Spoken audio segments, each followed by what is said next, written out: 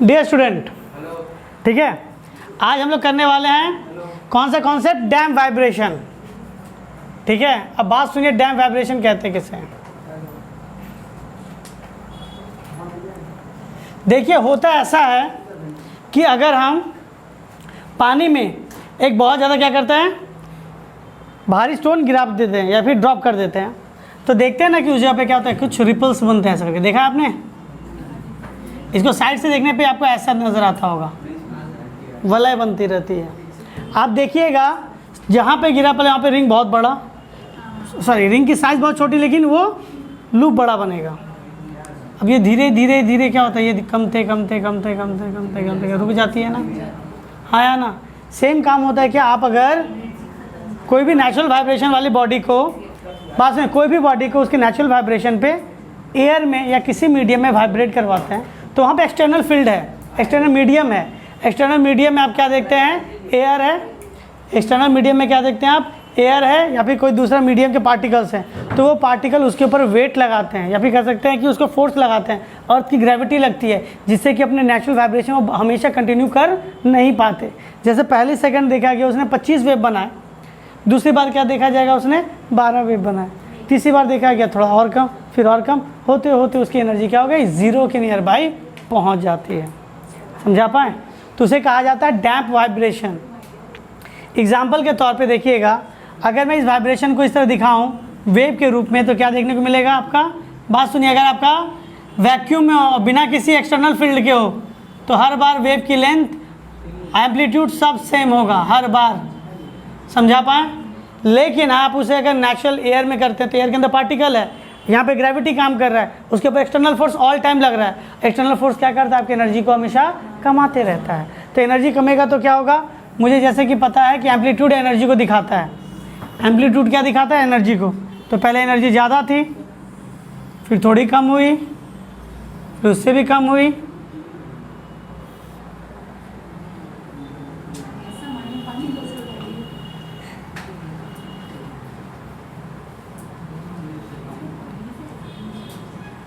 देखिए ये कहला है डैम्पिंग।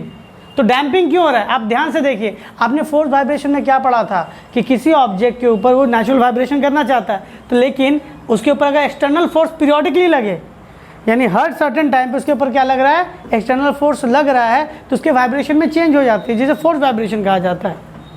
ठीक है, और यहाँ पर बात कर रहे हैं क्या, वाइब्रेट का यहाँ पे हमेशा एक्सटर्नल फोर्स लग रहा है। कौन, एयर रेजिस्टेंस से, एयर के पार्टिकल से बार बार टकरा रहा है, एनर्जी वहाँ लॉस हो रहा है। ग्रेविटेशन लग रहा है, क्योंकि आपने जो स्केल किया है या फिर कोई वायर किया तो उसके अंदर मास होगा, ग्रेविटी लग रही है, बार बार नीचे की ओर खींच रही होगी। फ्रिक्शन है, टेंशन है, बहुत सारे जगह पे आपका क्या था, वाइब्रेशन, एनर्जी एब्जॉर्ब हो जा रही है। तो एनर्जी हर समय कुछ ना कुछ कमते जा रहा है। तो क्या होगा, उसकी एनर्जी कमते गई तो क्या हुआ, ये वाइब्रेशन हुआ। इसीलिए अगर सामने बेंच पर, सॉरी बेंच के फर्स्ट बेंच पे जो बच्चा बैठा होता है वो सारा आवाज़ सुनता है, लास्ट वाला कम, हमारे मुंह से जो आवाज़ निकलती है वो भी तो वाइब्रेट होके जा रही है। तो एनर्जी धीरे धीरे क्या होती है, क्योंकि एम्पलीट्यूड एनर्जी दिखाता है, एम्पलीट्यूड क्या होता है, एनर्जी दिखाता है। फ्रीक्वेंसी सेम रहती है, लेकिन एनर्जी क्या हो जाती है, लो हो जाती है, जिससे कि वहाँ तक एनर्जी इतनी कम हो जाती है कि आप सुन और समझ नहीं पाते हैं। समझा पाए? इसी को क्या कहा गया, डैम्पिंग। ठीक है, in damp vibration two forces act on a vibrating body. कहा गया डैम्प वाइब्रेशन पे कितने फोर्सेस लग रहे होते हैं, दो। एक होता है रीस्टोरिंग फोर्स, ये जैसे नीचे के, जैसे आपने स्केल का एग्जांपल दिया, मैंने नीचे खींचा तो मैंने फोर्स दिया ना, उसको छोड़ा तो क्या हुआ, वापस जितनी एनर्जी स्टोर होगी तो वो वापस लेके चली गई। और मैंने जब इसको नीचे खींचा, कहाँ गया, ऊपर, वापस से रीस्टोर होकर कहाँ आना चाहेगा, नीचे, नीचे आना चाहेगा कि नहीं। और जैसे जब आते एनर्जी ज़्यादा होता है इसलिए वो नीचे चली आती है, और कोई बात नहीं। तो रीस्टोरिंग फोर्स क्या करता है, उसको उसके पुराने शेप में लाने या पुराने पोजीशन में लाने में मदद करता है। आप अगर एक पेंडुलम को इस पॉइंट पे लाके छोड़ देते हैं तो वो अपने पुराना शेप में आने की कोशिश करता है, वो इधर आता है, लेकिन इस जगह पे इतनी एनर्जी ज़्यादा हो जाती है, वापस आगे बढ़ जाता है, वापस इस पॉइंट पर आता है, एनर्जी ज़्यादा है तो आगे चल जाता है। और डैम्पिंग होगा तो छोटा होते होते होते इस पॉइंट पर आके रुक जाएगा। समझा पाए? तो कहा कि इसमें दो बॉडी, इस बॉडी पे क्या होता है, दो फोर्सेस काम हो रहा है। एक रीस्टोरिंग फोर्स जो पुराना शेप, पुराना पोजीशन, पुराना कॉन्फ़िगरेशन लाने में मदद कर रहा है, पहला। दूसरा होता है फ्रिक्शन। दूसरा क्या होता है, आप जिस डायरेक्शन में जाएंगे उसके ऑपोजिट फ्रिक्शन काम करता है। आप इधर आ रहे हैं, एयर के पार्टिकल्स, मान लीजिए आप अगर इधर आ रहे हैं, आपका ये क्या हो रहा है, सिंपल पेंडुलम का बॉब इधर आ रहा है, एयर पार्टिकल यहाँ पे है, ये इधर आ रहा है तो पार्टिकल को धक्का देते हुए जा रहा है, एनर्जी लॉस हो रही है, इधर चला गया। अब वापस आएगा तो पार्टिकल फिर धक्का देते हुए इधर से जाएगा उधर, फिर एनर्जी लॉस हो रही है, हाँ या ना। तो कहा कि ऑब्जेक्ट के ऊपर दो तरह के फोर्सेस काम करें, एक रिस्टोरिंग फोर्स, दूसरा क्या हो रहा है उसका फ्रिक्शन। एक्सटर्नल फोर्स आपको क्या लग रहा है, फ्रिक्शन, ठीक है। और इसमें चेंजेस क्या होता है, एम्पलीट्यूड, एम्पलीट्यूड मतलब एनर्जी, एनर्जी क्या हुआ, कम कम कम कम कम होते होते कम पे चला गया, ठीक है। तो एम्पलीट्यूड क्या दिखाता है, डैम्पिंग में क्या होता है, एम्पलीट्यूड यानी एनर्जी कमता है। फ्रीक्वेंसी देखो अभी भी सेम है, अब जितना गैप पहले था अभी भी उतना ही गैप ऑल टाइम लिया जा रहा है, सेम गैप पे काम कर रहे हैं हम लोग, ठीक है। आपका एम्पलीट्यूड सेम रहेगा लेकिन क्या, सॉरी एम्पलीट्यूड चेंज हो जाता है इसमें, ठीक है। समझा पाए, हाँ या ना। और जब सारी एनर्जी लॉस हो जाएगी तो वापस से उसी पॉइंट पे वो पहुंच जाएगा और मीन लाइन के अंदर एनर्जी जीरो हो जाएगा। मीन लाइन मतलब एनर्जी जीरो। अब आता है डैम्प वाइब्रेशन के कुछ एग्जांपल। आप पेड़ की एक डाली, छोटे बच्चे लोग होते हैं, पेड़ का फल तोड़ने के लिए हाथ नहीं पहुंचता तो डाली पकड़ खींच लेते हैं, फल तोड़ लेते हैं और छोड़ देते हैं, डाली वाइब्रेट करती है, ठीक है। ट्यूनिंग फॉर्क का एग्जांपल मैंने बताया, एयर में करते कुछ देर तक आवाज़ आती है फिर आवाज़ बंद हो जाती है, क्यों, एयर के मॉलिक्यूल का वाइब्रेशन के कारण उसकी एनर्जी डाउन होगी थोड़ी। पेंडुलम का भी एग्जांपल दे दिया कि वहाँ पर भी डैम्पिंग हो रही है, ठीक है। अब सवाल आता है कि नेचुरल वाइब्रेशन और डैम्प वाइब्रेशन में अंतर है, अंतर है। नेचुरल वाइब्रेशन में किसी प्रकार की एम्पलीट्यूड में एनर्जी चेंज नहीं होती। आज अगर 5 वाइब्रेशन कर रहा है तो कुछ समय बाद भी या after certain interval of time 5 vibration तब भी कर रहा होगा, लेकिन वाइब्रेशन आपका फोर्थ वाइब्रेशन में ऐसा नहीं है, वैल्यू हो जाती है डिक्रीज। डैम्प वाइब्रेशन में क्या होता है, वैल्यू डिक्रीज। नेचुरल वाइब्रेशन में किसी तरह की एनर्जी लॉस नहीं होती, कोई एक्सटर्नल फोर्स काम नहीं करता, फ्रिक्शन नहीं होता। यहाँ पे एक्सटर्नल फोर्स भी काम करता है, फ्रिक्शन भी होता है, ठीक है। देखो नेचुरल फ्रीक्वेंसी में ये बहुत अच्छा पॉइंट कहा गया है, the frequency of vibration depend on the size and shape of the body at remain constant. Natural के अंदर the frequency of vibration is less than natural vibration. कहा गया डैम्प वाइब्रेशन हमेशा नेचुरल वाइब्रेशन से कम होगा, क्यों, एनर्जी कम हो गई ना। डैम्प वाइब्रेशन के जो एम्पलीट्यूड होगा, एनर्जी होगा, वो हमेशा नेचुरल से क्या होगा, कम होगा, क्योंकि यहाँ पे एक्सटर्नल फोर्स को अपोज किया जा रहा है, ठीक है। अब आता है फोर्स वाइब्रेशन। अब क्या आता है, फोर्स वाइब्रेशन। फोर्स वाइब्रेशन क्या है, आपने बॉडी पे क्या किया, एक्सटर्नली फोर्स अप्लाई कर रहे हो, आप एक्सटर्नली क्या कर रहे हो, फोर्स अप्लाई कर रहे हो, ठीक है। इसमें क्या होता है, बॉडी को हम लोग फोर्स देते हैं जिससे कि वो डैम्प ना करे। डिफिनीशन क्या कह रहा है सुनिएगा, the vibration of a body which take place under influence of external periodic force acting on it is called force vibration. अब कहा गया फोर्स वाइब्रेशन में ऑब्जेक्ट के ऊपर कौन कौन सा फोर्स, मैं देखो डैम्पिंग की बात नहीं कर रहा, डैम्पिंग में एनर्जी खत्म होती है तो खत्म हो जाती है, कमते कमते खत्म हो जाती है। मैं इस तरह का फोर्स लगाना चाह रहा हूँ कि वो डैम्प ना हो, एनर्जी कम जाए लेकिन जीरो के करीब वो नहीं जाएगी। इस तरह के हम लोग क्या करने वाले हैं, फोर्स वाइब्रेशन के बारे में बात करने वाले हैं। तो यहाँ पे कहा गया 3 फोर्स वाइब्रेशन के बारे में बात हो रही है। 3 फोर्सेज है, पहला रिस्टोरिंग फोर्स, दूसरा क्या होगा, फ्रिक्शनल फोर्स, तीसरा क्या होगा, एक्सटर्नल पीरियोडिक फोर्स। इमेजिन करो एक पेंडुलम आता है ऐसे करके, जैसे यहाँ पे आता है कोई, आपने कोई मशीन लगा के रखी है कि उसको पुश कर देगा, तो जैसे इसके पास आया मशीन से टकराया, आप पुश करके वापस भेज दिया, फिर आया इधर, यहाँ पे गया, फ्रिक्शन से डैम्पिंग हुई, उसकी एनर्जी कम हो गई, जैसे यहाँ पे आई एनर्जी कमी थी, लग गया वापस से, तो आप क्या कर रहे हो, उसको फोर्स वाइब्रेशन दे रहे हो ना। तो फोर्स वाइब्रेशन कैसा होता है, पीरियोडिक होता है। फोर्स वाइब्रेशन क्या होगा आपका, पीरियोडिक होगा। समझा पाए। अब इसके कुछ एग्जांपल देख लीजिए। अच्छा मैं कुछ डायग्राम बना देता हूँ, पहले इसको मिटाना पड़ेगा ना। देखिएगा फोर्स वाइब्रेशन का पहला एग्जांपल, अगर आपने एक ट्यूनिंग फॉर्क लिया है, इसको रबर पैड पे मारा और ऐसे रख रहे, वाइब्रेट कर रहा है, तब ये वाइब्रेट कर रहा है, आप कान के पास ला रहे हैं, आवाज़ कैसा आ रहा है, एक छोटा सा टिंग करके साउंड आता है, और कैसा कोई साउंड नहीं आता, एक छोटा सा, क्यों आएगा, बहुत ही हल्का सा साउंड, उसके अंदर एयर के मॉलिक्यूल टकरा रहे हैं, साउंड प्रोड्यूस कर रहे हैं। अब मैं उसको वापस से रबर पैड पे मार रहा हूँ उसी एनर्जी से, और मैं क्या कर रहा हूँ, एक वुडन कोई भी टेबल के ऊपर जाके इसको प्लेस कर दिया, ऐसे मैं इस पर हैंडल पकड़ के यहाँ पे प्लेस कर दिया। अब देखिए ये क्या वाइब्रेट कर रहा है, एयर मॉलिक्यूल अभी भी वाइब्रेट हो रही है, लेकिन इसको एक और मीडियम मिल गया। ये सारा एनर्जी किस पे ट्रांसफर कर देगा, टेबल पे। बात सुनिए, अगर ये 20 बार, आप देखो आप जो क्लासरूम में टेबल बजाते हो ना कभी कभी, हाँ वैसे ही आप लोग जो टेबल बजाते हो ऐसे करके आप क्या करो, 1 सेकंड के अंदर इमेजिन करो 3 बार टेबल बजा रहे हो, तो 3 बार एनर्जी सप्लाई हुआ। ये 1 सेकंड के अंदर मैं मान लेता हूँ कितना, 320 हर्ट्ज़ का है। कितने हर्ट्ज़ का है, 320। तो 320 हर्ट्ज़ से सिर्फ एयर के मॉलिक्यूल को धक्का दे रहा था। अब जैसे इसको टच कर दिया गया वुड के ऊपर या कोई टेबल के ऊपर, तो आप क्या देख रहे हो, वो वाइब्रेट तो कर रहा है, ये पूरा एनर्जी किसको ट्रांसफ़र कर रहा है, टेबल को। तो टेबल को कितनी बार पीट रहा है 1 सेकंड में, 320 बार। अच्छा इसका एरिया कितना है बताओ तो, सरफेस एरिया कितना है इसका, टेबल का एरिया क्या बहुत ज़्यादा है ना, तो जैसे आप टेबल पे रखोगे ना बहुत ज़्यादा लाउड साउंड सुनाई देगा आपको, गड़गड़ गड़ एक साउंड नहीं था अच्छा खासा आपको, टेबल नहीं कान नहीं, आप जैसे टेबल पे रख दोगे तो टेबल का वाइब्रेशन, जैसे फ़ोन वाइब्रेट करता है, कहते ना किसी का फ़ोन वाइब्रेट कर रहा है, वैसे बजिंग साउंड यहाँ पे निकलेगा, आप समझा पाएँ। तो ये क्या कौन सा फोर्स है, वाइब्रेशन। अब बात सुनिए, क्या है फोर्स, वाइब्रेशन, क्या होगा ये। अच्छा बात सुनो, मैं कह सकता हूँ कि वुड के भी अंदर मॉलिक्यूल होगा, इसके अंदर ही पार्ट है, तो इसका भी एक नेचुरल वाइब्रेशन होता है, हाँ या ना। तो उसके अब देखो वुड के पार्टिकल हैं, तुमने इससे एनर्जी सप्लाई की, तो ये वुड के पार्टिकल क्या कर रहे हैं, बार बार एनर्जी दे रहे हैं। तो वुड के पार्टिकल जिस फ्रिक्वेंसी में वाइब्रेट करते थे, आपने उससे ज़्यादा एनर्जी हो सकता है दे दिया, हो सकता है आपने क्या हुआ, कम एनर्जी दिया, तो वुड के पार्टिकल तो वाइब्रेट कर रहे हैं ना। तो ये कौन सा एग्जाम्पल हो गया, फोर्स वाइब्रेशन का, ठीक है। आप जब किसी को एक्सटर्नली एनर्जी सप्लाई करते हो, एक्सटर्नल एनर्जी क्या करते हो, मैं एक एग्जांपल देता हूँ, सुनिएगा इधर। अगर आप सेम काम ट्यूनिंग फॉर्क एक लेते हो, बात सुनिए, ये क्यूबॉइडल है, आपने जूता का बॉक्स देखा है ना, मैं जूता का बॉक्स ही बना रहा हूँ, सुनिएगा। लेकिन ये क्या है, लकड़ी की बनी हुई है, मैंने बीच से इसको काट दिया, मैंने क्या किया, इसको बीच से, समझा पा रहे हैं, ये आपका हॉलो है, यहाँ से इस जगह से क्या आपका हॉलो है। एक और पार्ट, इसका जो सेकंड पार्ट था, बात सुनिएगा, इसका जो सेकंड पार्ट है मैंने यहाँ पे रख दिया, बात सुनिएगा, इसका यहाँ पे कटा हुआ था, बात सुनिएगा।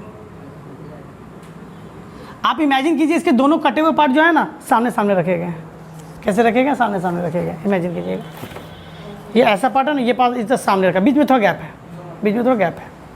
इसके ऊपर में मैंने एक स्टैंड बना दिया है वुडन का। कैसा स्टैंड बनाया है, इस तरह की इसकी कि इस पर ट्यूनिंग फॉर्क को रखा जा सके, जितना पेन स्टैंड होता है वैसे मैंने ट्यूनिंग फॉर्क का स्टैंड बनाया कि रखा जा सके। अब मैंने क्या किया, ट्यूनिंग फॉर्क लिया, मारा, और इस स्टैंड के ऊपर लाके क्या कर दिया, रख दिया। तो ये वुडन को क्या कर रहा है, एनर्जी दे रहा है। वुड के अंदर ये खाली जगह पे क्या होगा, एयर होगा, ये एनर्जी उसके, देखो इस वुडन के सरफेस पे एयर के मॉलिक्यूल होंगे, तो ये मान लो अब जैसे मान लेते 1 सेकंड में वो 320 बार वो वाइब्रेट कर रहा है, तो वो एयर के मॉलिक्यूल यहाँ पे टकराएंगे, यहाँ पे रहे होंगे, ये वुड वाइब्रेट कर रहा है कैसे, 1 मिनट में, 1 सेकंड में 320 बार, 320 बार। तो एयर का मॉलिक्यूल जो होगा, जो भी यहाँ पे 320 बार इसको धक्का मार रहा होगा, ये एनर्जी, देखो इसका सरफेस एरिया ज़्यादा है तो सब तरफ एनर्जी फैल गई, तो ये जो बॉक्स इधर इधर नीचे ऊपर सब जगह हुआ 320 का वाइब्रेशन है। और एयर के मॉलिक्यूल उसको धक्का लग रहा है ऑल साइड से, एयर के मॉलिक्यूल एक अपनी नेचुरल फ्रीक्वेंसी में मूव कर रही थी, लेकिन इसको चारों तरफ से क्या कर रहा है, धक्का मिल रहा है, कैसा, 1 सेकंड में 320 बार। तो इसकी एनर्जी क्या होगी, टकरा के क्या होगा, मॉलिक्यूल के अंदर अफरा तफरी मच जाएगी, भागने लगेंगे सबके सब, एनर्जी बढ़ गई है। तो ये सामने, ये बाहर निकल के इधर के एनर्जी को, एयर के मॉलिक्यूल को क्या कर देंगे, धक्का दे देंगे, क्या कर देंगे, धक्का देंगे। सेम मैंने काम यहाँ पर भी किया है, यहाँ पर भी मैंने क्या किया, एक ट्यूनिंग फॉर्क लगा दिया, बात सुनिएगा, मैंने यहाँ पर भी क्या किया, एक ट्यूनिंग फॉर्क लगा दिया 180 हर्ट्ज़ वाली। कितनी हर्ट्ज़ वाली लगा दिया, 180 हर्ट्ज़ वाली। इसको लेकिन वाइब्रेट नहीं किया, इसको ऐसे नॉर्मली रख दिया था मैंने। एयर के मॉलिक्यूल इसके पास आए, इसके पास गए, इसके कारण क्या हुआ, अंदर में गए, एयर के मॉलिक्यूल को धक्का मारे, हल्का सा गैप रखते थे, कैसा गैप रखते हैं, हल्का सा गैप, ठीक है। तो एयर के मॉलिक्यूल को धक्का मारे, ये अंदर के एयर के मॉलिक्यूल को धक्का मारा। अब ध्यान से देखो इधर, इसको 1 सेकंड में कितनी बार धक्के लग रहे हैं, 320 बार। ये 320 बार धक्का यहाँ मारेगा, वही 1 सेकंड में 320 बार धक्का इसको मिला, यही 1 सेकंड में 320 बार धक्का किसको मिला, वुड को मिला, वुड वाले ब्लॉक को मिला, ठीक है। तो देखेंगे ये भी वाइब्रेट करने लगा। इस ट्यूनिंग फॉर्क के पास रखेंगे, मान लेते हैं यहाँ पे एक हैंग करके, इसके ऊपर जस्ट यहाँ पे एक पिंग पोंग बॉल रख देते हैं लोहा का, कुछ भी, एक बहुत ही हल्का मास का सटा हुआ, देखते हैं ये बॉल छिटकने लगता है, ये बॉल क्या हो गया? ये कैसे पॉसिबल है? किसी ने इस ट्यूनिंग फॉर्क को हिला दिया होगा, इसके अंदर भी तो इतना मास है। इससे क्या पता चलता है कि मैंने अंदर के एयर के मॉलिक्यूल अपना एक नेचुरल फ्रीक्वेंसी में घूम रहा था, मैंने इसको क्या किया, बाहर से एक्सटर्नली फोर्स देते गया। कैसे? पीरियोडिक, 1 सेकंड में 320 बार। इसने इसको एनर्जी दिया, इसने इसको एनर्जी दिया, देखो यहाँ तक आ गया। ये क्या था? Force vibration. अब कहेंगे सर 180 हर्ट्ज, ये कितना था? 180 हर्ट्ज था। कहेंगे सर 220 लगाएंगे तो तब भी होगा, 60 लगाएंगे तो तब भी होगा, 320 लगाएंगे तो कहेंगे 180 में 220 लगा के देखेंगे तो ये जो बॉल है ना इतना छिटक जाएगा। कितना छिटक जाएगा? इस जगह से था इतना छिटक जाएगा। ठीक है, 180 हो, 60 हो, 220 हो, इनफैक्ट मैं 320 नहीं रख रहा, मैं 440 भी रख दूँ ना हर्ट्ज, 880 हर्ट्ज भी रख दूँ ना, तो इतना ही वाइब्रेट कर रहा है। कम वाले में भी इतना ही, या इससे थोड़ा ज़्यादा, ज़्यादा वाले में इतना, या इससे थोड़ा कम, या इससे ज़्यादा, इतना ही हो रहा था वाइब्रेट। लेकिन जैसे ही मैं यहाँ पे 320 रखूँगा, ये ट्यूनिंग फॉर्क रखूँगा जिसकी नेचुरल फ्रिक्वेंसी कितनी थी? 320। आप हल्के से मारे, जोर से मारो, 320 ही बार वाइब्रेट करेगा। ज़्यादा जोर से मारोगे तो बड़े एम्पलीट्यूड, कम जोर से मारोगे तो कम बड़े एम्पलीट्यूड। जैसे 320 रखेंगे ये ट्यूनिंग, पता है ये क्या, ये जो आपका बॉल यहाँ पे था ये इतने दूर चला जाएगा। ये कहलाता है रेजोनेंस। रेजोनेंस तब होता है आपका फोर्स वाइब्रेशन आपके नेचुरल वाइब्रेशन से मैच कर जाए। अगर फोर्स वाइब्रेशन आपके नेचुरल वाइब्रेशन से मैच कर गया तो आपकी एनर्जी कई गुना बढ़ जाएगी। एनर्जी मैं कह रहा हूँ, फ्रीक्वेंसी नहीं, एनर्जी मतलब एम्पलीट्यूड कई गुना बढ़ जाएगा। समझा पा रहे हैं? ठीक है, नोट कर लीजिए। देखिए आगे जाके जो रेजोनेंस पढ़ने वाले ना इसी को थोड़ा डिस्कस करेंगे। तो रेजोनेंस भी क्या है? एक फोर्स वाइब्रेशन है। आपको एक्सटर्नली लगेगा लेकिन वो आपके फ्रीक्वेंसी के बराबर होगा। अगर फ्रीक्वेंसी बराबर मैच कर गई एनर्जी कई गुना बढ़ जाएगी। आप लो फ्रीक्वेंसी लगाओ तो भी नहीं, अब ज़्यादा फोर्स वाइब्रेशन दो तो भी उतना एनर्जी नहीं बढ़ेगा जितना कि सेम फ्रीक्वेंसी देने पे बचता है। समझा पाए? तो फोर्स वाइब्रेशन थोड़ा समझा पाए? क्या समझाएं कि किसी को वाइब्रेट कीजिए रबर पैड पे और उसको रख दिए टेबल पे तो ज़्यादा आवाज़ आएगा। क्यों? आपने इसको फोर्स वाइब्रेशन दिया, एरिया ज़्यादा था। सेकंड फोर्स वाइब्रेशन क्या था? आपने ट्यूनिंग फॉर्क को किसी भी वुडन बॉक्स के ऊपर, ब्लॉक के ऊपर रख दिया, बीच में एयर था। अगर मैं अलग वाइब्रेशन वाले, बात सुनो, अगर मैं क्या करता हूँ अलग वाइब्रेशन वाले रखता हूँ, यहाँ पे 320 मैंने हर्ट्ज ये मैंने दिया था इसको एनर्जी, और यहाँ पे नॉर्मल कोई दूसरा रखता हूँ अपार्ट 320, 220 हर्ट्ज भी हो सकता है, 60 हर्ट्ज भी हो सकता है, 180 हर्ट्ज भी हो सकता है, 440 हर्ट्ज भी हो सकता है, 620 हर्ट्ज भी हो सकता है। ये सारे हर्ट्ज इसके लिए क्या काम करेंगे? ये सारे ट्यूनिंग, ये जो जितने भी ट्यूनिंग फॉर्क लगा रहे हैं सबका फ्रीक्वेंसी अलग अलग है, लेकिन किसी का 320 नहीं है। मैंने कम भी रख के देखा, मैंने ज़्यादा भी रख के देखा। तो इसके लिए जो भी वाइब्रेशन इसको मिलेगा सबका सब क्या कहलाएगा? इसके लिए फोर्स वाइब्रेशन कहलाएगा। क्या कहलाएगा? फोर्स। अगर 320 रखेंगे, ये भी 320 वो भी 320, तो वो भी फोर्स वाइब्रेशन कहलाएगा, लेकिन वो स्पेशल टाइप का फोर्स वाइब्रेशन है जिसे क्या कहते हैं? रेजोनेंस। गिटार में आपने देखा होगा, जैसे 10 के बाद सब लोग गिटार ही खरीदता है 11 में जाने के पहले। देखिए गिटार में होता क्या है।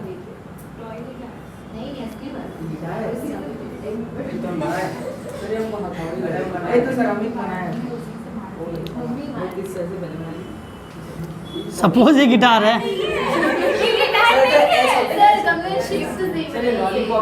अरे ठीक है जो है स्टडी देखिए।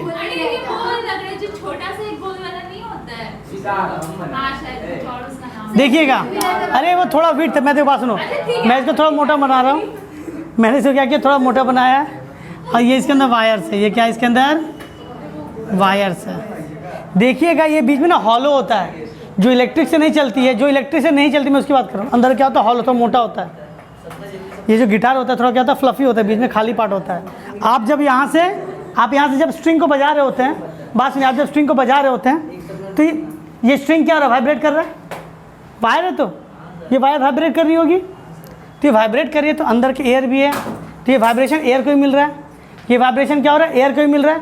अंदर में जितना भी एयर है वो उसी वाइब्रेशन से वाइब्रेट कर रहा है। सेम एनर्जी वुड को मिल रही है और साम वही एनर्जी यहाँ से बाहर निकल रहा है, जिससे साउंड कई गुना बढ़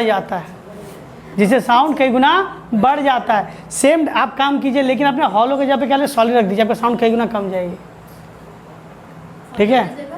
आपने सॉलिड कर दिया तो साउंड कई गुना कम जाएगी, ठीक है। तीसरा होता है माइक्रोफोन पे। नहीं देखते हो कि एक पोडियम पे खड़े होकर आपके जब क्या एनुअल फंक्शन होता है तो प्रिंसिपल या चेयरमैन सर पोडियम पे खड़े होकर भाषण देते हैं, माइक्रोफोन लगा होता है, तो वो आपके साउंड को क्या कर रहा होता है, एम्पलीफाई करते हैं, कई गुना बढ़ा देता है। समझा पाए? वो भी क्या है, फोर्स वाइब्रेशन। तो रेजोनेंस के बारे में भी आइडिया दे ही दिया गया था। रेजोनेंस क्या है? Resonance is a special kind of force vibration when frequency of the external applied periodic force. इसकी डिफिनीशन कई बार आई है। Resonance is a special kind, देखो समझ लीजिए तो डिफिनीशन बड़ी नहीं लगेगी, सुन लीजिए। Resonance is a special kind of force vibration when frequency of external applied periodic force on a body is equal to the natural frequency of the body begin to vibrate increase amplitude, जिससे उसकी amplitude कई गुना बढ़ जाती है। इसी को कहते हैं रेजोनेंस। इसी को क्या कहते हैं? रेजोनेंस। इसका एक बेहतरीन एग्जांपल दिखाएंगे नहीं मतलब बताएंगे। आपने यूट्यूब में देखा होगा, आपने इसका तो मैंने बता दिया, बहुत बड़ा एग्जांपल दे दिया। आपने एक चीज़ को यूट्यूब में देखा होगा, पेंडुलम मैं बना रहा हूँ, देखिएगा एक पेंडुलम यहाँ है,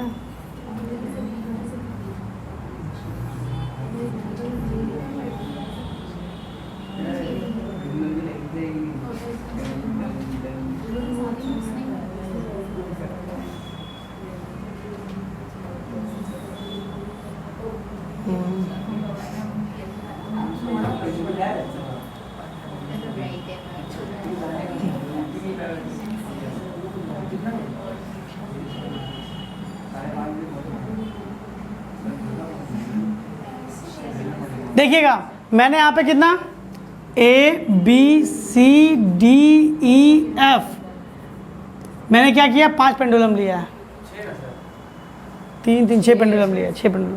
पेंडुलम का वाइब्रेशन मास पे डिपेंड नहीं करता, लेंथ पे डिपेंड करता है। ये मैंने पढ़ा दिया था, ठीक है, लास्ट क्लास में पढ़ाया था शायद। अब देखो, अगर मैं इस सारे पेंडुलम, एक धागा बंधा हुआ है, इस धागे से सारे पेंडुलम टंगे हुए हैं थोड़ी गैप के। अब मैं क्या करता हूँ, इसको सर्टेन हाइट तक लेके आता हूँ यहाँ तक और छोड़ देता हूँ, सिर्फ मैंने इसको किया। तो ये जब वाइब्रेट ऐसे हुआ, इसने एनर्जी किसको दी, इस स्ट्रिंग को दी, इस स्ट्रिंग ने एनर्जी सभी को दी, थोड़ा करके दिया, सब कांपने लगे, सब वाइब्रेट करने लगे। आपने यूट्यूब में देखा होगा, सब कांपने लगे, वरना देख लीजिए कांपने लगे। इसमें से देखिएगा मैंने 2 पेंडुलम की लेंथ सेम रखी है।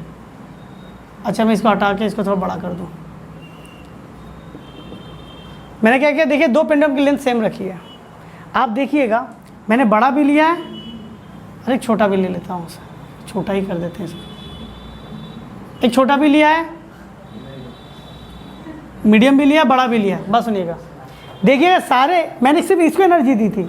कुछ देर बाद देखिएगा सारे पेंडुलम एकदम रनिंग मोशन में मूव कर रहे हैं, up and down up and down up and down. उसमें से ये दोनों लंबे लंबे एम्पलीट्यूड बना रहे हैं, इतना बड़ा बना रहे, ये और ये, बाकी कोई भी नहीं बना रहा, चाहे बड़ा हो चाहे वो छोटा, कोई नहीं बना रहा। रीज़न क्या? और ये देखिएगा, अगर आप अकेला स्ट्रिंग को करके छोड़ते हैं ना, कुछ देर में रुक जाता है। अपने टाइम सेट किया, हाँ 1 मिनट के अंदर रुक गया, लेकिन ऐसा करके छोड़िएगा कई मिनट तक चलता रहेगा, कई मिनट तक। पता ऐसा क्यों हुआ? आपने जब इसको दिया, ये सारी एनर्जी सबको दिया, तो सबके लिए अलग से एक्सटर्नली फोर्स लगा ना, फोर्स वाइब्रेशन मिला। अब देखो पेंडुलम का फ्रीक्वेंसी, या जिसको आप हर्ट्ज कहते हैं, एम्पलीट्यूड फ्रीक्वेंसी कह रहे हैं, देखिए लेंथ पे डिपेंड करता है, लेंथ दोनों का सेम है, दोनों का फ्रीक्वेंसी सेम होगा, तो दोनों का वाइब्रेशन क्या हुआ है, मैच कर गया। जैसे ही मैच करेगा दोनों क्या होगा, लंबे लंबे एम्पलीट्यूड बनाएंगे। समझा पाए? हाँ या ना? ये तब क्या, कौन सा एग्जांपल हो गया, रेजोनेंस का, ठीक है। आपने ओपेरा सुना होगा, शायद एग्जांपल पहले भी दिए हैं।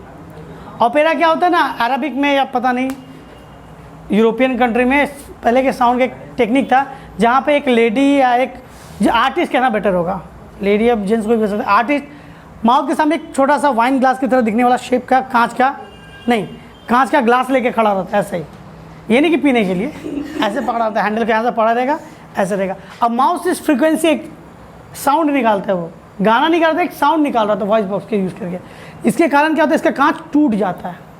पहले के आर्टिस्ट ऐसे थे कि जितने आसपास लोग बैठे सब अधिकतर के कांच के शीशे जो होते थे, चश्मे टूट जाते थे, शीशे जो खिड़कियों में लगे तो वो टूट जाते थे, उनके साउंड के अंदर, उसका आवाज़ के अंदर इतना साउंड था। अब सवाल आता है सर इतना एनर्जी था, एनर्जी नहीं था, उसकी फ्रीक्वेंसी कांच के फ्रीक्वेंसी से मैच कर गई, कांच टूट गया। उसकी फ्रीक्वेंसी विंडो के पैन के फ्रीक्वेंसी से मैच कर गई, टूट गया। ये क्या है? रेजोनेंस का एग्जाम्पल है। किसका एग्जाम्पल है ये? रेजोनेंस का एग्जाम्पल है। ठीक है, चलिए ये रीज़न तो बता दिया गया है, अगर सेम एनर्जी रहेगा तो। अच्छा, एक और एग्जाम्पल इसके लिए कहा गया, resonance in air column. Resonance in air column, देखिएगा इसमें 2 स्टैंड बनाए गए।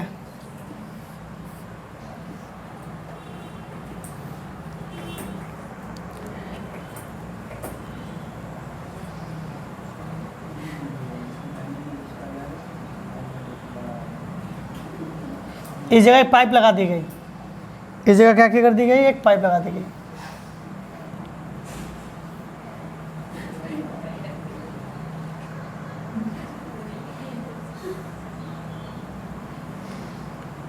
इसमें भी एक पाइप लगा दिया गया, इसके अंदर पानी भर दिया गया।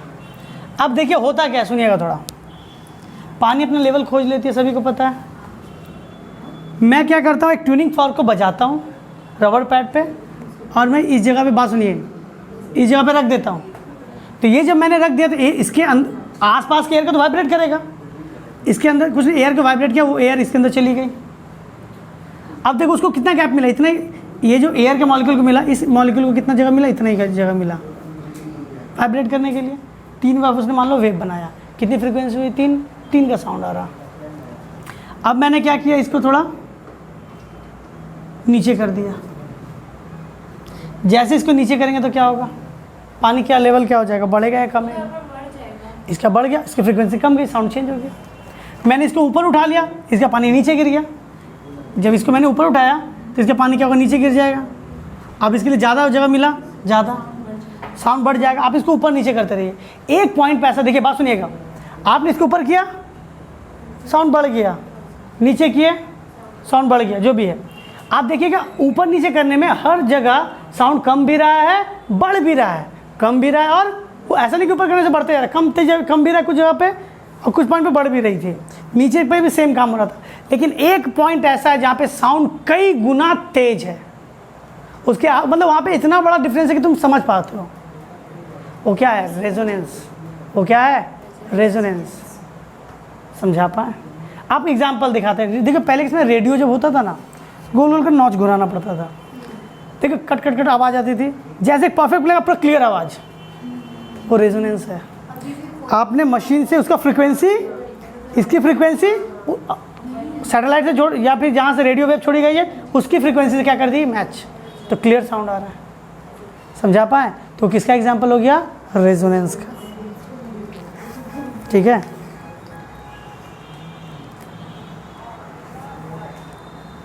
मशीन पार्ट कहा जाता है कि जब मशीन पार्ट बनते हैं ना, आपने गाड़ी के अंदर देखा होगा, जिन लोगों को थोड़ा आइडिया हो, 4 व्हीलर 2 व्हीलर में जो मशीन में सिस्टम चलता रहता है, इसमें ब्रेक वाली नहीं होता, आपने देखा होगा कि सिस्टम के अंदर अप एंड डाउन मोशन किया जा रहा है। उसके अंदर क्या हुआ, एक ये ऑयल क्या था, ये क्या कहते हैं, मोबिल डाल दिया जाता है, या फिर आपको सुना होगा आपने, कोई ऑयल डाल देता है, लुब्रिकेटर डाल देते हैं, जिससे फ्रिक्शन कम हो। और याद रखिएगा जो ये जो एक्सटर्नल पार्ट है और जो मशीन की जो पार्ट है, दोनों अलग मटेरियल का होता है। समझिएगा, ये जो पार्ट है और ये जो पार्ट है, दोनों क्या होता है? अलग मटेरियल का होता है। क्यों? कभी मान लीजिए ऑयल कम गया, लुब्रिकेटर कम गया, क्योंकि हमेशा थोड़ी पता रहता है कि चेंज कराना है। तो मान लीजिए दोनों मटेरियल सेम चीज़ की बनी हुई होगी, और दोनों मशीन जल्दी जल्दी काम, मतलब ये बाहर आई, एक जल्दी काम कर रहा है, इसे रगड़ा रहा होगा, रगड़ाने से वाइब्रेशन प्रोड्यूस होता है। दोनों का सेम मटेरियल का होगा तो वाइब्रेशन क्या होगा? रेजोनेंस में कन्वर्ट हो जाएगा, मशीन के पार्ट फट जाएंगे। इसीलिए मशीन के पार्ट इस तरह बनाए जाते हैं कि मशीन के दोनों का सेम मटेरियल का होता है, आपस में ना टकराएं। अगर टकराएंगे तो क्या होंगे? बहुत ज़्यादा रेजोनेंस, मतलब फोर्स वाइब्रेशन रेजोनेंस प्रोड्यूस कर देगा, जिससे कि वो पार्ट जल्दी फट जाएंगे और आपका मशीन या फिर जो भी आपका पार्ट है जल्दी ख़राब हो जाता है।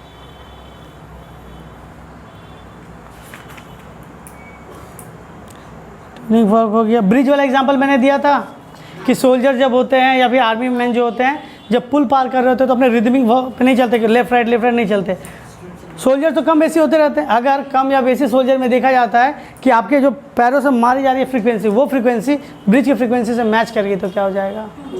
टूट जाएगा। देखिए ज़्यादा हुआ कम हुआ कांप सकता है, दोनों में आपको झूलने लग सकता है, लेकिन टूटेगा तो रेजोनेंस में। सबसे ज़्यादा एम्पलीट्यूड मतलब सबसे ज़्यादा एनर्जी कब होगी? ज़्यादा पे नहीं, कम पे नहीं, क्या होगा? सेम पे। एग्जाम्पल दे रहे हैं, सुनिएगा, आपका रियल लाइफ से ही हो सकता है। आप क्या तो थोड़े से पढ़ने में और थोड़े से बदमाश है। अगर आपके घर में बहुत पढ़ाकू बच्चा आ जाए आपके घर में, या मान लिया क्लासरूम में आपके बगल में बैठे खूब पढ़ाकू बच्चा है, आप बोर हो जाएंगे उससे, एकदम अच्छा नहीं लगेगा। और आपके बगल में, मान लीजिए आपके बगल में क्या होता है, एक ऐसा बच्चा आ जाता है जो बहुत बदमाशी करता है, आप उससे भी डर के रहेंगे। क्यों? ना तो इसके पास बैठना है, बहुत पढ़ाकू है, उससे भी मन नहीं मिलेगा आपका, ठीक। जो बहुत बदमाश है उससे भी आपका मन नहीं मिलेगा। लेकिन एक बच्चा ऐसा जो आप ही की तरह थोड़ा सा पढ़ने में थोड़ा सा बदमाश है, उससे सेम वाइब पे क्या होता है? वाइब मैच होता है। तो फिर देखते हैं ना कैसा होता है, तो ट्यूनिंग अच्छी बैठती है तो फ्रेंडशिप हो जाता है। तो वो भी रेजोनेंस का एग्जांपल आप कह सकते हैं, लेकिन वो फिजिक्स में नहीं आता, वो मेंटली है। ठीक है, नोट कर लीजिए इसको। देखिए अब साउंड का लास्ट पोर्शन जा रहे हैं हम लोग, कैरेक्टरिस्टिक्स ऑफ साउंड। साउंड के अंदर क्या क्या कैरेक्टरिस्टिक्स है? 3 कैरेक्टरिस्टिक्स होते हैं। लाउडनेस, लॉन्जरी क्या लिख रहे हैं? लाउडनेस। दूसरा होगा पिच, तीसरा होगा क्वालिटी,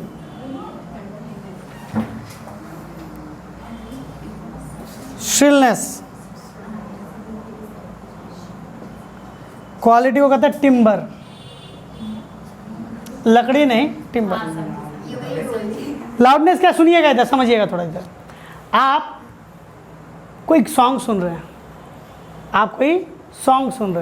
आपने साउंड तो कम आपको लग रहा है, तो आपने क्या किया, उसका वॉल्यूम बढ़ा दिया ना। तो वॉल्यूम बढ़ाने से होता क्या? सुनिएगा, पहले सॉन्ग आपका इस वेव में चल रहा था, इमेजिन आपका सॉन्ग पहले इस में चल रहा था, फ्रीक्वेंसी देख पा रहे हैं, वेवलेंथ देख पा रहे हैं। अब क्या होगा, आपने जैसे वॉल्यूम बढ़ाई,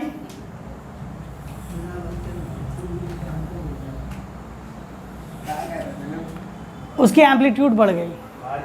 क्या हो गया? एम्पलीट्यूड बढ़ गया। एम्पलीट्यूड मतलब एनर्जी बढ़ गई और आपको जोर से सुनाई देने लग गया। ठीक है, क्लियर हो गया यहाँ तक? हाँ या ना? तो लाउडनेस क्या है? साउंड, इसमें एम्पलीट्यूड चेंज होता है।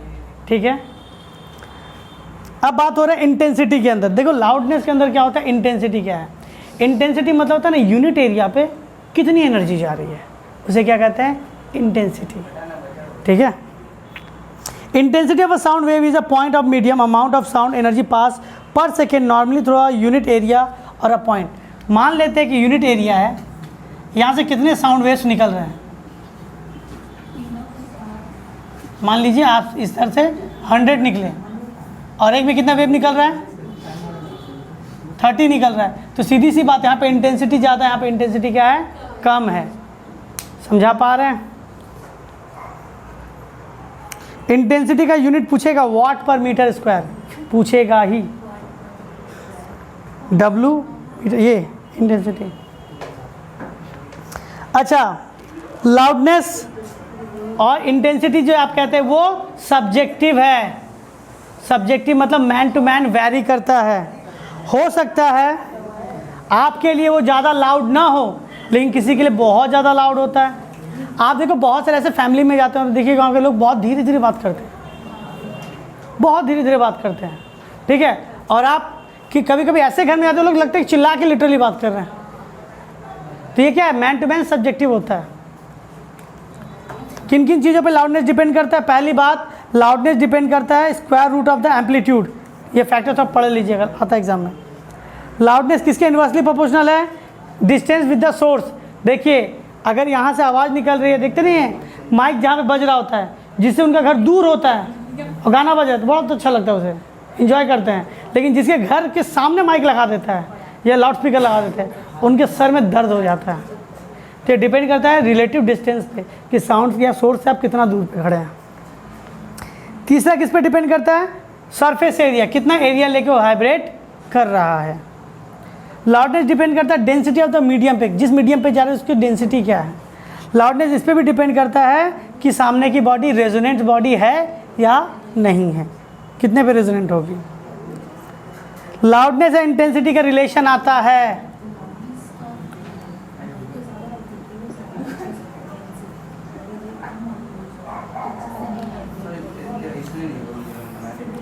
K है क्या प्रोपोर्शनलिटी कांस्टेंट, I है इंटेंसिटी, L है लाउडनेस।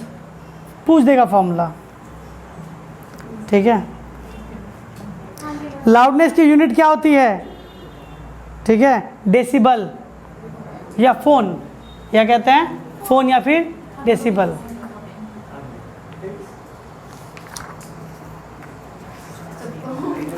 लाउडनेस समझा पाए, एनर्जी बढ़ती है, साउंड दूर तक सुनाई देगा। नॉइज़ पोल्यूशन क्या है, आपने बहुत बार सुना होगा, आपको पता है हमारे यहाँ पे सेट किया गया है 80 डेसिबल के ऊपर जाने से ही नॉइज़ कहते हैं। और आपको मैं जिस वॉइस पे पढ़ा रहा हूँ यहाँ पे, अगर इसकी साउंड के डेसिबल में काउंट कीजिएगा, इसकी वैल्यू होगी 40, मैं 40 डेसिबल में बात कर रहा हूँ। तो इमेजिन कर लो कि 80 डेसिबल क्या है, उसके ऊपर का लाउडनेस क्या है। जितना भी तुम लोग घर में म्यूज़िक चलाते हो ना बाबू, वो क्या है, लाउडनेस है। वो आप लोग के लिए अच्छा लग रहा है, लेकिन वो लाउडनेस के अंदर आ जाता है, एकदम नॉइज़ के अंदर आ जाएगा। ये मैन टू मैन, सॉरी, ये क्या होता है, साउंड का एक यूनिट एरिया है ना। आपने देखो हेडफोन जब लगाते भले बाहर साउंड नहीं आ रहा है, लेकिन कान के एक छोटा सा पैसेज के अंदर कितनी सारी एनर्जी यूनिट एरिया से पास की, इंटेंसिटी ज़्यादा हो गया, लाउडनेस बढ़ गया, ठीक है।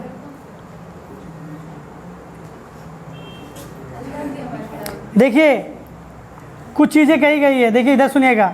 आप लोग जो आपस में सॉफ्ट विस्पर नहीं करते हैं क्लास में मैम के आने पे, खुसुर फुसुर, वो 30 dB होती है। वो क्या होती है, 30 dB। Vacuum cleaner 60 dB। Police का सायरन 120 dB। 120 dB? हाँ डेसिबल, कैसे हो सकता है, तो उसको बैंड करो। नॉइज़ है वो, इसीलिए ट्रैफिक पे जाते तो आपको अच्छा नहीं लगता। देखो हमारे कान में अगर 120 dB बार बार आने लगे तो हेडेक आ जाता है, तो आप कभी ट्रैफिक पुलिस पे जाते हैं तो। और एक बात, नॉइज़ डिपेंड करता है, बात सुनिए, 80 dB तो आपको क्राइटेरिया दिया गया, 80 dB तो क्या किया, आपको क्राइटेरिया दिया गया है, लेकिन नॉइज़ सब्जेक्टिव होती है। नॉइज़ क्या होती है, subjective, man to man vary करेगा। अब बात सुनिए क्यों, आप लोग को जो म्यूज़िक अच्छी लगती है, भले वो पॉप सॉन्ग हो, जो म्यूज़िक अच्छा लगा तो उसको आप कितना भी जोर बजा लो आपको अच्छा लगेगा। जो पॉप कॉन्सर्ट होता है वो क्या है, आपको अच्छा लगता है, लेकिन वो क्या है, 80 dB के ऊपर नॉइज़ है, लेकिन आप इंजॉय कर रहे हो आप। लेकिन कभी कभी क्या होता है, कुछ कुछ पुराने ज़माने के सॉन्ग है जो बहुत ही धीमा सा है, राग, इंडियन नहीं होता म्यूज़िक जो बजाता राग, बहुत लोग सुनते सुनते बोर हो जाते हैं, सर में दर्द, भले उसका वैल्यू 80 dB से कम है, लेकिन आपके लिए क्या हो गया, नॉइज़। ये पर्सन टू पर्सन वेरी करता है। और एक बात, म्यूजिकल इंस्ट्रूमेंट से भी नॉइज़ बनाई जाती है। आप गिटार ले लिया, आपको चलाना नहीं आता, कुछ भी बजा रहे हो, वो क्या है, नॉइज़ ही तो है। सर ये बुलेट का एग्जॉस्ट, वो सब नॉइज़ के अंदर आता है। जो बुलेट में पता नहीं मुझे, अच्छा खासा साउंड होता है, ठीक है। अच्छा ये हो गया, लाउडनेस हो गया। बात करते हैं पिच के बारे में। पिच मतलब होता है श्रिलनेस, इसका मतलब फ्रीक्वेंसी। इसका क्या होता है, फ्रीक्वेंसी। बहुत सारे ऐसे ऐप आ गए हैं ना, जहाँ पे आप कोई भी अपने सॉन्ग को या कोई भी म्यूज़िक को लड़कों की आवाज़, बच्ची की आवाज़, बूढ़ों की आवाज़ में कन्वर्ट कर सकते हैं। वो जस्ट क्या करते हैं, उसकी फ्रीक्वेंसी चेंज कर देता है। यानी बात सुनिए, जहाँ पे ये 4 वेव बन रहे थे ना,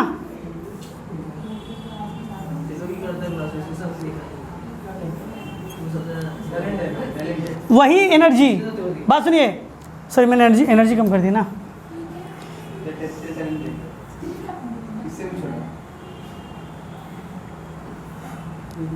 देखिए एनर्जी लेवल मैंने सेम रखा, लेकिन फ्रीक्वेंसी क्या कर दिया, चेंज,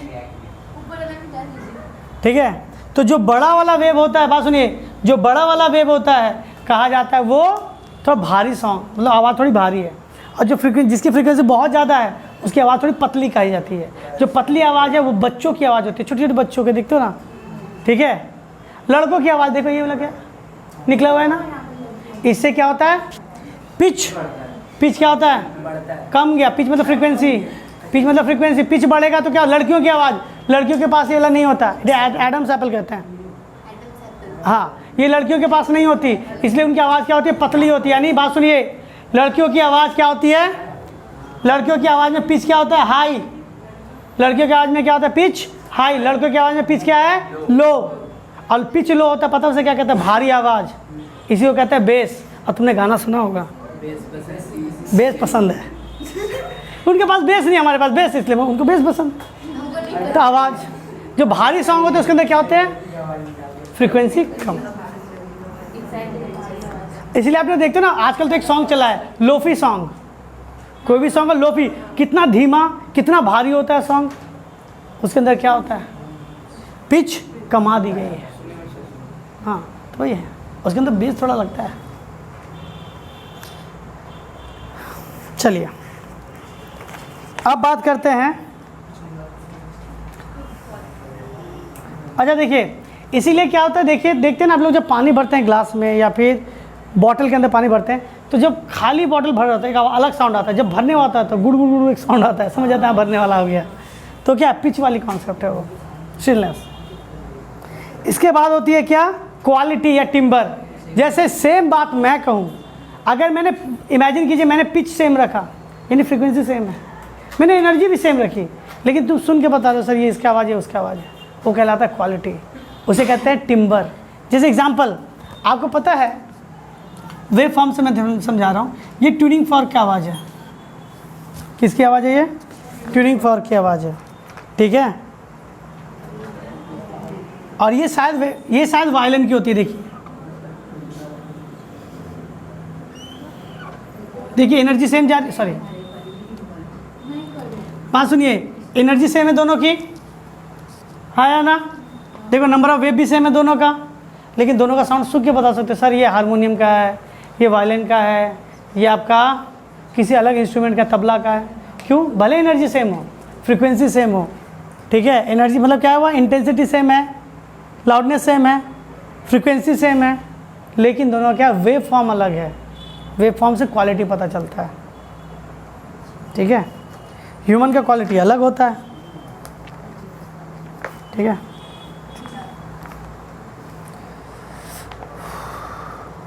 आपने यही सब वेव फॉर्म या नोट लिखा रहता है क्या, जो लोग म्यूजिशियंस होते हैं उनके नहीं होता, डायरी होती है जिसको लिखे होते हैं म्यूज़िक, वो नोट यही सब लिखा रहता है। म्यूज़िक और नॉइज़ का बता दिया गया था कि म्यूज़िक जनरली क्या होता है ना, आपके लिए मोस्टली म्यूज़िक जो होती है वो आपका हार्मोनिक होती है, या कह सकते हैं वो क्या होता है, एक पीरियोडिक फंक्शन को फॉलो करती है, सर्टेन टाइम के बाद अपने आप को क्या रखी, रिपीट करती है। उसके एनर्जी में एक तरीके से राइज होता है, एक तरीके से क्या होता है, फॉल होता है, वो होता है म्यूज़िक। आप ना कह सकते हैं कि नॉइज़ वाली चीज़ों से भी म्यूज़िक बना सकते हो। एडवर्टीजमेंट नहीं आता जिसमें पेंसिल बजा रहा है, कोई इरेजर बजा रहा है, कोई शार्प कर रहा है, हाँ, तो उसमें भी म्यूज़िक बनाई जा सकती है। तबला बजाते हैं नहीं तो बहुत से लोग टेबल बजाते हैं, बस ये सब क्या हो गया, म्यूज़िक। एक periodic up and periodic down, ठीक है। चैप्टर कंप्लीट, इसमें यही था, टॉपिक कंप्लीट हो गया।